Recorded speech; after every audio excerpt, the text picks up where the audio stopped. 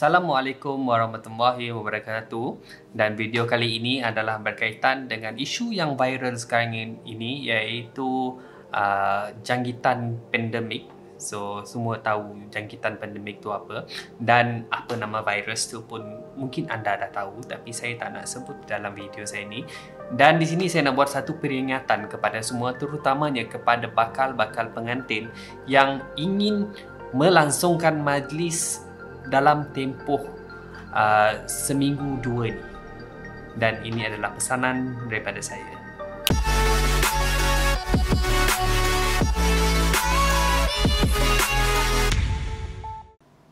Saya sedar semua orang sedang risau sekarang ni, terutamanya kepada bakal-bakal pengantin di luar sana yang akan melangsungkan majlis pada minggu ini dan juga minggu hadapan. Seperti yang anda sedia maklum, kita sekarang ni berada di dalam Perintah Kawalan Pergerakan. So, ada satu guideline yang telah dikeluarkan oleh kementerian berkaitan dengan perintah ini. Dan saya harap semua sudah membaca apa guideline yang telah dikeluarkan. Dan saya di sini ingin berpesan kepada pengantin-pengantin di luar sana, terutamanya pengantin yang berada di negeri Sarawak. A few tips untuk anda sekiranya anda masih meneruskan majlis anda, sebab pengantin saya sendiri ramai yang telah menunda tarikh resepsi mereka, namun mereka still meneruskan majlis akad mereka. Mereka sudah rujuk kepada Jabatan Agama, so majlis boleh diteruskan dengan beberapa guideline. Dan saya akan cerita sikit guideline dia dan apakah persiapan daripada pihak tuan rumah dan juga pihak tetamu sebagai panduan anda untuk menghadapi, mempersiapkan diri anda untuk majlis anda nanti. Seperti yang anda sedia maklum, di negeri kita sekarang ni sekian jam 5 petang tadi pada 18 Mac, kita ada 50 kes positif dan juga 1 kematian. Dan ini dah semakin meningkat dan kita harus patuh kepada arahan kerajaan untuk Perintah Kawalan Pergerakan ini. Dan saya nak cerita sikit, saya nak story sikit kepada bakal pengantin saya dan juga bakal-bakal pengantin di luar sana tentang guideline sekiranya anda akan menjalankan majlis pada hujung minggu ini ataupun hujung minggu hadapan. Kerana saya sendiri pun akan ada pengantin yang akan menjalankan majlis pada minggu ini dan juga minggu hadapan. So, ini adalah langkah-langkah pencegahan yang kita semua harus ikuti di dalam setiap program dan majlis perkahwinan itu nanti. Pertama sekali adalah tanggungjawab kepada tuan rumah. Saya ingin mengucapkan terima kasih dan juga tahniah kepada bakal-bakal pengantin di luar sana bagi mereka yang membatalkan majlis resepsi mereka kerana telah patuh kepada arahan kerajaan, kerana kalau majlis kahwin itu memang satu pengumpulan orang yang agak ramai lah sebenarnya. So, lebih baik kita batalkan. Dan saya faham mungkin ada yang akan mengalami sedikit kerugian, tapi kita berserah kepada Allah dan insya-Allah ada rezeki lain yang akan menunggu kita di kemudian hari nanti. Yang kedua yang saya ingin pesankan kepada tuan rumah, kepada bakal pengantin di luar sana ialah kurangkan tetamu jemputan. Kalau boleh, untuk majlis akad nikah anda nanti, biarlah seminimal sekurang yang boleh. Sebab sekarang ni telah dimaklumkan segala perhimpunan yang melebihi daripada 50 orang tak boleh diteruskan. Dan biasanya majlis kahwin memang akan lebih daripada 50 orang. Kalau boleh kita cut down, kurangkan dan jemput mereka yang anda rasa perlu untuk datang ke majlis anda sahaja. Yang ketiga, yang ni adalah sedikit costly dan sangat-sangat susah untuk kita dapatkan dia pada masa sekarang ni, iaitu sediakan mask dan hand sanitizer. Saya faham benda ni kita sangat-sangat susah untuk sediakan kepada tetamu-tetamu yang datang, sebab bekalan stok pun memang agak kekurangan. Tapi apa yang kita boleh sediakan adalah mungkin hand wash. So kita boleh sediakan hand wash kepada tetamu-tetamu yang ada, supaya semua dapat membersihkan tangan. Pastikan tangan anda bersih. Itu yang sangat-sangat penting dalam kita memerangi wabak yang sedang berluasa sekarang ini. Dan apa yang saya nampak, majlis resepsi yang dihadiri oleh rakan-rakan saya di Semenanjung, majoriti mereka pada minggu lepas, sebab belum ada larangan pergerakan lagi pada minggu lepas, pada majlis resepsi minggu lepas, majoriti di dalam dewan, tuan rumah akan sediakan satu notis. So satu notis tu contohnya adalah larangan bersalam. So dan pastikan tangan anda bersih. Benda-benda tu kalau boleh tolong sediakan, letaklah di mana-mana lokasi di rumah anda, di halaman rumah anda, supaya semua orang lebih alert. Takut kita ni dah terbiasa dengan bersalam ni. Biasanya benda ni memang tak dapat nak elakkan, sebab kalau kita jumpa pun memang akan salam. Kalau boleh, bukan kalau boleh, benda ni mestilah di stop dan dielakkan sama sekali. Yang kelima ialah pasal salam kaut. Dalam bahasa Semenanjung dia adalah salam kaut. Dalam bahasa Sarawak dia orang panggil sumbang. Biasanya yang duit salam tu, orang salam duit tu, yang itu adalah salah satu cara yang paling cepat untuk virus ini merebak. Kalau boleh, sediakan satu kotak khas untuk orang meletakkan duit sumbang ataupun salam kaut ke dalam satu bekas itu. So at least kita dapat mengurangkan dari segi bersalam. Itu untuk yang poin yang kelima lah. Dan untuk poin yang terakhir, iaitu yang keenam, ialah pastikan jaga kebersihan dan amalkan kebersihan diri anda, keluarga anda dan tempat sekitar, sebab benda ni sangat-sangat mudah merebak. So kebersihan itu adalah yang the top priority di dalam apa-apa jua yang anda lakukan. Dan tadi saya ada buat pesanan untuk tuan rumah, untuk pengantin, dan sekarang ni saya ada sedikit pesanan untuk para tetamu. Yang pertama sekali ialah pergi jika sangat perlu. So sekiranya anda adalah petalian yang paling rapat dengan pengantin, ataupun anda adalah sahabat pengantin yang betul-betul rapat, kalau anda rasa anda nak pergi, anda boleh pergi. Tetapi kalau boleh kurangkan, kalau nak pergi tu pun janganlah bawa orang yang terlalu ramai, jangan bawa mereka yang ada high risk, ataupun janganlah anda bawa anak-anak kecil, sebab benda ni sangat-sangat mudah untuk dijangkiti kepada mereka yang ada high risk dan juga anak-anak kecil. Kedua, jika anda ada sakit ataupun anda ada demam, selsema, bersin, batuk, jangan sesekali pergi ke majlis orang ataupun jangan sesekali keluar rumah. Just stay di rumah, just kuarantin di rumah, dan sekiranya anda rasa anda ada gejala-gejala wabak penyakit ini, anda boleh call hospital ataupun pejabat kesihatan daerah yang berhampiran dengan anda sepantas yang boleh. Nanti mereka akan bagikan anda satu guideline bagaimana untuk anda mengatasi, ataupun anda pergi, macam mana saya kata, anda nanti dia akan bagi satu guideline lah untuk anda, apa yang anda kena harus buat, apa yang dan tak semestinya apabila anda ada gejala itu anda terus pergi hospital, sebab kita tak tahu dekat hospital tu mungkin ada lebih teruk lagi yang daripada anda. Mungkin anda sebenarnya negatif, tapi anda pergi ke kawasan hospital yang ada orang yang positif. So lebih baik anda telefon mereka terlebih dahulu. Dan yang seterusnya adalah please jangan salam. So tetamu yang datang, please jangan sesekali salam dengan sesiapa, dan jaga jarak anda. So jarak ini yang jarak sosial ni anda mesti jaga. So yang sekarang ni dikatakan dalam 1 meter, kena jaga jarak 1 meter di antara anda dan tetamu. So yang ni adalah sangat-sangat penting. Saya faham kita Melayu ni, kalau kita bila berjumpa dengan orang, kita akan salam, kita akan berpeluk, kita akan belaga pipi. So kali ini please stop it. Jangan buat dulu sehinggalah kes ini selesai. So kalau dah wabak ini dah stop, kita boleh balik kepada kehidupan kita yang asal. So kepada tetamu, kalau tuan rumah tak hulu tangan, please jangan ambil hati. Kalau pengantin tak hulurkan salam, jangan ambil hati sebab anda harus faham keadaan sekarang ini. Dan seterusnya ialah sentiasa jaga kebersihan. So, kepada tetamu, kalau yang datang tu, kalau bersin, tutuplah mulut.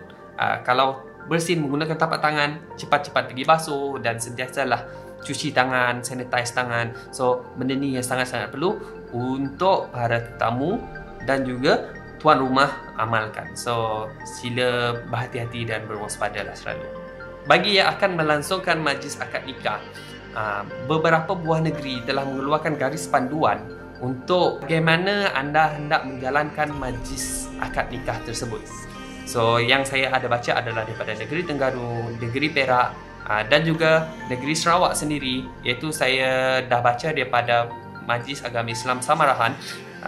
Dia ada keluarkan satu guideline bagaimana untuk anda menjalankan majlis akad nikah di rumah. Dan pertama sekali, memang tak akan ada dan tak boleh mengadakan majlis akad nikah di dewan, di hotel dan juga di masjid ataupun mana-mana public places yang akan menjadi tumpuan orang ramai. So, memang dilarang sama sekali.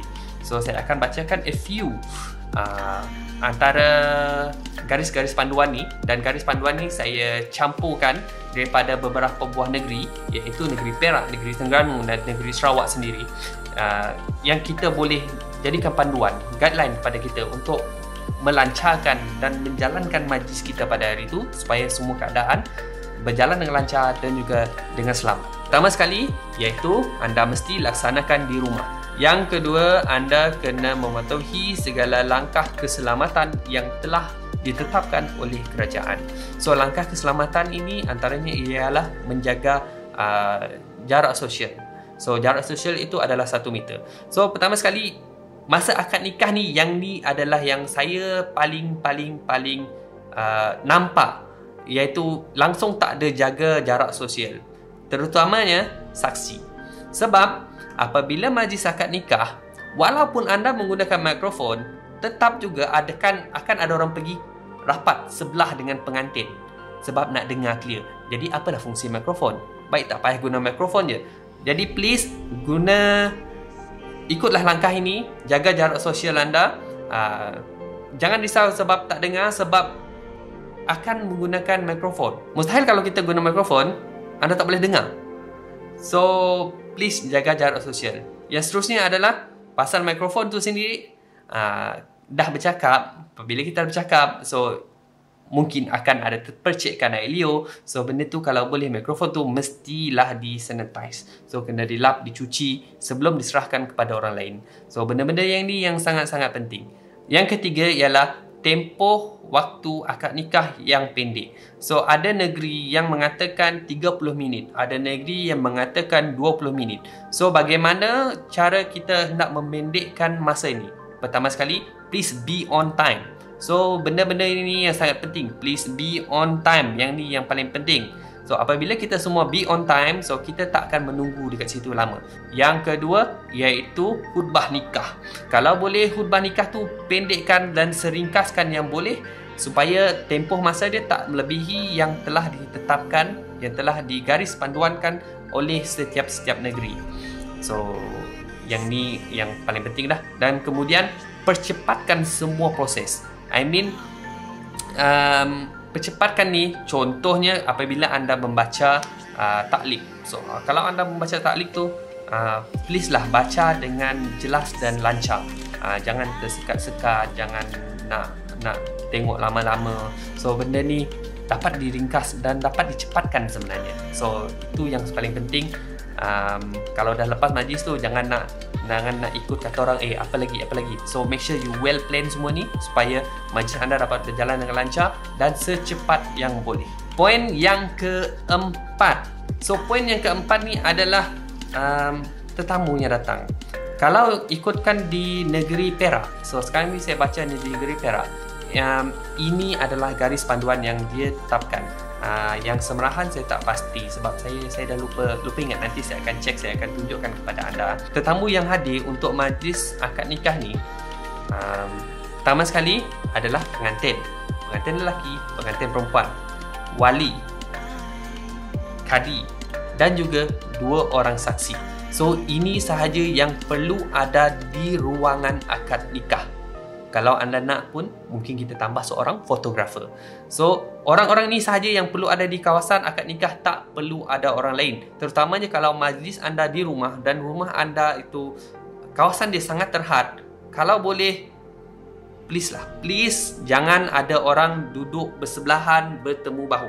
So benda tu yang sangat kita tak nak, dan itu dah melanggar salah satu langkah keselamatan yang telah ditetapkan, iaitu jarak sosial tadi. Ada negeri yang ada keluarkan benda ni, ada negeri yang tak ada. Yang saya baca ada yang keluarkan benda ni. Akad nikah tidak boleh bersalam. So tak ada salam antara lelaki dan juga wali dan juga kadi. So benda itu tidak boleh, dia hanya dilafazkan sahaja. Nak tahu hukum tu, saya minta maaf, saya tak ada expertise berkaitan dengan hukum-hukumnya, tapi ini yang saya baca dikeluarkan di setiap negeri. So sila rujuk balik kepada negeri di mana anda berada berkenaan dengan perkara ini. Dan yang terakhir, sekiranya ada di antara tetamu anda ataupun saudara-saudara mara anda yang ada gejala wabak pandemik ini, anda kena batalkan majlis anda. Batalkan automatically. Benda-benda ni, guideline ni saya harap semua orang akan ikut. Tak ada pun larangan untuk anda berkahwin, tapi please lah, ikutlah garis panduan yang telah ditetapkan di negeri masing-masing. Sila rujuk pada yang lebih pakar, dan apa yang saya cuba sampaikan ini adalah sekadar satu nasihat untuk anda-anda di luar sana sebagai satu langkah pencegahan kepada kita, bukan sahaja kepada kita sahaja, kita sendiri, termasuklah kepada ahli keluarga kita dan sahabat-sahabat anda kita. Sekarang ini saya nak bagi extra tip kepada fotografer-fotografer di luar sana yang akan turun mengambil gambar pada majlis-majlis yang akan datang pada minggu ini, pada minggu hadapan. So, pertama sekali ialah please jaga jarak sosial anda. So ini sangat penting. Dan kalau boleh tu janganlah anda gunakan wide angle lens. Gunalah 50mm ke 35mm ke. Asalkan anda jaga jarak sosial anda, iaitu 1 meter, kadang-kadang 2 meter. Benda-benda ni yang anda mesti jaga. Kalau anda terpaksa guna 70-200, go ahead. Yang seterusnya adalah sama juga, please jangan salam. Fotografer tak boleh salam. Dan yang kedua, kalau boleh tolaklah dengan baik. Kalau ada orang meminta tolong anda untuk shoot menggunakan handphone, memang akan ada tetamu yang akan bagi tahu, bang tolong ambil gambar bang, tolong ambil gambar. So kalau boleh, para tetamu pun janganlah meminta tolong daripada fotografer, dan fotografer kalau ada benda ini berlaku, tolaklah dengan baik. Dan fotografer please guna face mask. So benda ni yang sangat penting, guna face mask. Dan bekallah hand sanitizer di dalam beg anda. So every time anda terpaksa memegang something, mungkin anda terpaksa memegang kasut pengantin, memegang kerusi, memegang meja. So selepas tu, sebelum anda pegang kamera anda, sebelum anda pegang muka ataupun anggota badan anda yang lain, please hand sanitize dengan cara yang betul. Bukan sekadar just letak dan gosok-gosok. No, dia mesti ada letak dan juga gosok dengan cara kaedah yang betul. Selepas anda shoot, apabila anda pulang ke rumah, jangan buat benda lain terlebih dahulu. Teruslah mandi dan cuci pakaian anda sebelum anda menyentuh ahli keluarga anda yang lain. Ini yang paling-paling penting. Dan saya mengucapkan all the best kepada semua pengantin-pengantin di luar sana, kepada fotografer di luar sana, all the best. And saya ucapkan selamat maju jaya, serta berwaspadalah kita apabila menjalankan tugas. Sekian sahaja daripada saya. Kepada pengantin-pengantin kami, saya mengucapkan selamat pengantin baru, dan saya bertumpang simpati sekiranya majlis anda terpaksa ditunda. Dan sekiranya anda ingin membatalkan majlis anda boleh hubungi saya dan saya akan berikan anda full refund, sebab benda ni kita tidak minta pun, dan saya memahami bebanan yang anda sedang alami sekarang ini, dan saya hanya cuba untuk meringankan bebanan anda dan menjaga keselamatan, kebajikan anda dan juga kami selaku juru gambar. Thank you so much. That's all from me. Goodbye.